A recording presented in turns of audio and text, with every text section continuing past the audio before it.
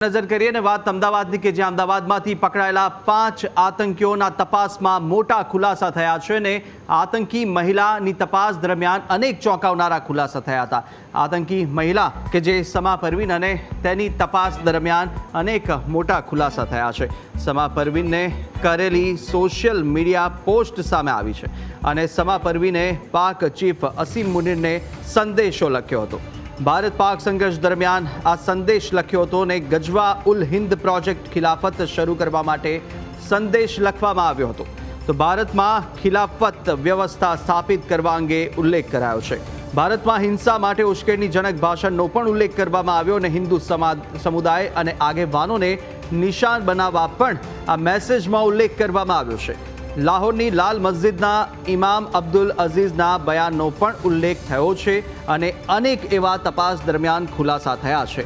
જો કે સમા પરવીને જેટલી પણ સોશિયલ મીડિયા પર પોસ્ટ કરી હતી તે હવે સામે આવી છે અને તેની અંદરથી સમગ્ર મામલો છે તે સામે આવ્યો છે। પિક્ચર ક્લિયર થતું જોવા મળી રહ્યું છે કે જ્યાં સમા પરવીને પાક ચીફ અસીમ મુનીરનો સંદેશો લખ્યો હતો અને ભારત પાક સંઘર્ષ દરમિયાન પણ સંદેશો છે તે લખવામાં આવ્યો હતો। વધુ વિગતો મેળવીશું। સંવાદદાતા મિહિર ઓનલાઈન પર જોડાયા છે। મિહિર, જે રીતે અનેક એવા ખુલાસા અત્યારે થઈ રહ્યા છે, ભારત પાકિસ્તાન વચ્ચે સંઘર્ષ દરમિયાન પણ જે સંદેશો હતો તે ભારતમાં ફેલાવવામાં આવી રહ્યો હતો સમા પરવીન દ્વારા, અનેક એવી વિગતો સામે આવી રહી છે, શું વધુ માહિતી?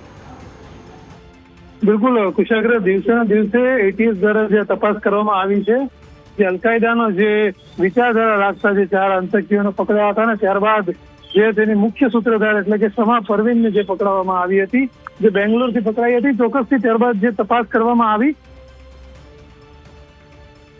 જે તપાસમાં હાલમાં સોશિયલ મીડિયામાં જ્યારે તેણે પોસ્ટ કરી હતી, તે પોસ્ટમાં જે પાકિસ્તાન ચીફ છે અસીમ મુનીર, તેમણે એને એક સંદેશો લખ્યો હતો ને સાથે જ તે જે ભારત પાકિસ્તાનનો જે સંઘર્ષ થઈ રહ્યો છે તે દરમિયાન જે પ્રોજેક્ટ ગજવા ઉલ હિંદ પ્રોજેક્ટ જે ખિલાફત હતી તે શરૂ કરવા માટે ક્યાંક ને પોસ્ટ જે લખવામાં આવી હતી। વિવિધ આવી પોસ્ટો છે કે આ તેમનું જે સ્ટ્રેન્જર ઓફ થિંગ્સ કરીને જે આ આખું એક એકાઉન્ટ હતું તેના ઉપર લઈને આ આખી બાબત છે તે ઊભી થઈ હતી। તેમાં વિવિધ પ્રકારની stranger of the nation, stranger of the nation 2 આવી રીતના જે એકાઉન્ટ હતા તેમાં આ પોસ્ટ છે તે મળી હતી। ચોક્કસથી જે આતંકી વિચારધારા રાખી હતી અને સાથે જ છે તેમાં જે વિવિધ પ્રકારની પોસ્ટો, જે ઉશ્કેરણીજનક પોસ્ટ હતી, સાથે જ જે ભાષણો આવ્યા છે, વિડીયોમાં અલગ અલગ પ્રકારના ભાષણો છે, એમાં ક્યાંક ને ક્યાંક ભારતમાં જે હિંસા કરવા માટે જે ઉશ્કેરણીજનક ભાષણ છે તે પણ સામે આવ્યા છે।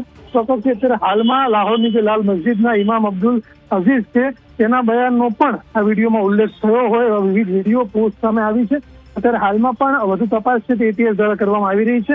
હાલમાં હિન્દી સમુદાય અને આગેવાનોનો જે નિશાન બનાવવામાં આવ્યા છે તેને લઈને પણ પોસ્ટમાં ઉલ્લેખ છે। એટલે ચોક્કસથી અહીંયા એક વસ્તુ ખુલાસો સામે આવી રહ્યો છે કે ભારત પાકિસ્તાનની વચ્ચે ક્યાંક ને ક્યાંક ઉશ્કેરણીજનક લોકો વચ્ચે જે ખિલાફત ઊંચી કરતા હતા ને સાથે જ તે જે પ્રમાણે આખું આ જે સ્થાપિત કરતા હતા લોકોની વિચારધારા છે તે ક્યાંક ને ક્યાંક માઇન્ડ વોશ કરવાનું જે પ્રયત્ન હતું તે આ લોકો દ્વારા કરવામાં આવી રહ્યું હતું।